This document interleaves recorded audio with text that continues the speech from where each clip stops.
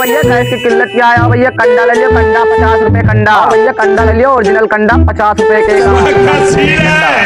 Aunty दीदी चाची बहनी दीदी हरे आओ भैया, आओ कंडो ले लिया, बढ़िया एकदम ओरिजिनल कंडा भाई। आओ भैया, आओ आओ बिल्कुल आओ। कौन है कंडा बेचता, देखिए तो चली। अरे लगा सुतार हुआ का हो कंडा, मार चिल्ला रहा कंडा कंडा। आओ भैया, आंटी अंटा चाची चाचा दादी दादी आओ भैया, कंडे ले लियो, कंडे एकदम कंडे स्पेशल दिया हो, कंडे। कै रुपये कंडी दिया भैया?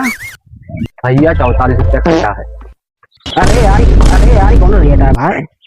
चला भैया फिर दे दिए कंडों का, बताइए क्या कंडा दी भैया? दूध हो दे दिया भाई। बस दूध थी। और- अरे भैया इतना बड़ा कच्चा लेके आओ, बैठे सिर्फ दूध लेके जा पा। अरे भाई बस उतनी हिम्मत ही नहीं है लेगा। अच्छा ठीक अबे है। साले हाँ रखा भाई। याक हाँ दुई हाँ बस भैया हो गया। बस बस चलता ही फिर भाई।